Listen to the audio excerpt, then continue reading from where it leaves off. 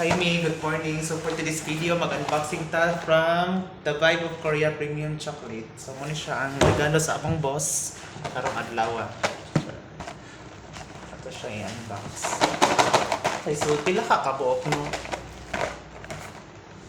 Sige May, asa tong gunting ni? Kaya, oy!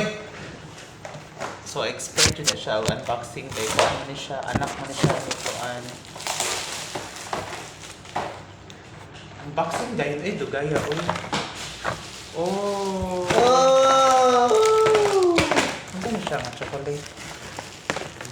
Ano na may red?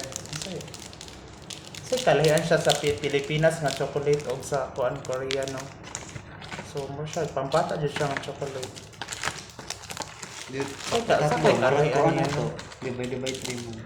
Tigpila ang sakto tig kuan ta tig layer kay kuan man siya mi kana ang 3 man siya ka kuan layer. So paano ka? Sige daw atong tilawan. Kay kuan. Tama na. Asa na ka? Kita mo ana nga chocolate. Lahi na siya sa Pinas dong. Asa rin nakabutang? Kita mo ana nga chocolate. Ang tilawan eh.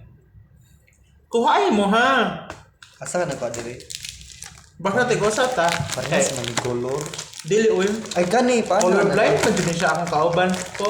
Paano na lang? Walang usa. Tilawan. Kani ka mahinay. So mas lamiga po ang dairy para sa ako pero dinok siya packaging no? Packaging siya ta magdaog ni. Packaging ta magdaog ni. So ni ang akong gitilawan guys kay kuan kana ang bread. Muna siya ang wrapper. So kung sa ato pamura ra siya o kana ang goya na siya ang lasa. Goya nga siya goya. No? Siya goya guys. I don't know kung say ka na taste nga ni sa kuan sa white o kaning blue. Feel na ko guys kay kuan lang siya ka na puro pari. Wow, gikuha dayon.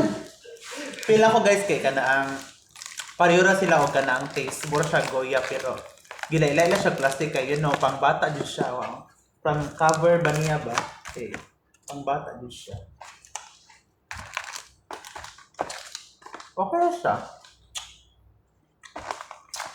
Actually guys, intended din siya pang bata niya. Natagaan mo sa among boss. Kaya mo to. Ano siya guys? Pumato mo Korea. Ano yung makita na kuan chocolate sa ilang. No? Ang kauban guys kay kanang more sa what the F guys. Okay? So more to guys, see you in the part 2 sa akong video.